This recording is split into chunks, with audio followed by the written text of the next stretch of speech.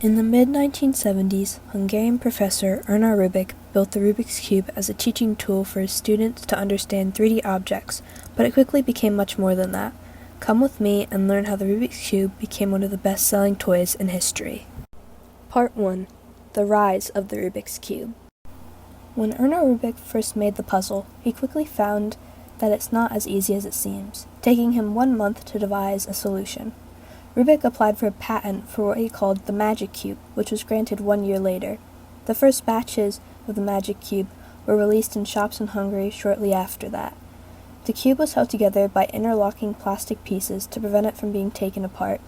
After a couple of years of success in Hungary, Rubik was approached by Ideal Toys in an attempt to make the release of the cube global, and by 1980, the Magic Cube had been rebranded to the Rubik's Cube and was making its international debut across the globe.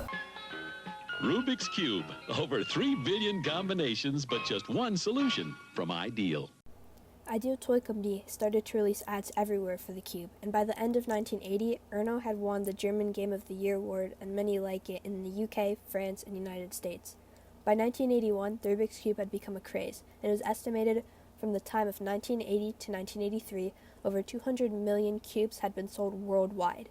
In March of 1981, the first ever speed cubing championship was organized in Munich. In June of 1981, the Washington Post was writing articles, and by September of 1981, the Rubik's Cube had captured the attention from people as young as 7 to people as old as 70. The Rubik's Cube was everywhere, and it seemed like nothing was going to stop it.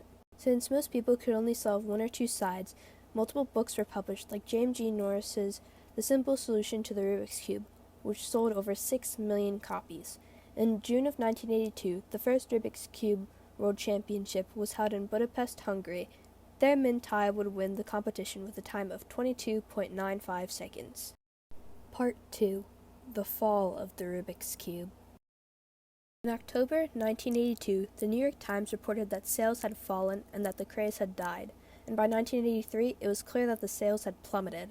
However, in some countries such as China and the USSR, the craze had started later and the demand was still high because of the shortage of cubes. The Rubik's Cube would continue to be sold throughout the 1980s and the 1990s, but it wasn't until the early 2000s that the interest in the cube began to increase again.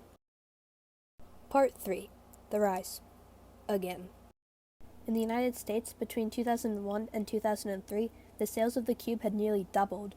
The 2003 Rubik's Cube World Championship was held in Toronto, Canada, and was attended by 83 people. Keep in mind, the speedcubing community was still small at the time. This competition led to the formation of the WCA, or World Cube Association. This acts like a governing body for cubing comps. Part of the new appeal to the Rubik's Cube was that YouTube had just been invented, and people started sharing tips online about how to solve it. When the Rubik's Cube was first popularized, stuff like this didn't exist, only in books, and people found that way harder. Nowadays, over 100,000 people have competed in official WCA competitions, and that number is just growing even more. Even Rubik's Cube is trying to get involved with it, as they've just recently sponsored the European Cubing Championships.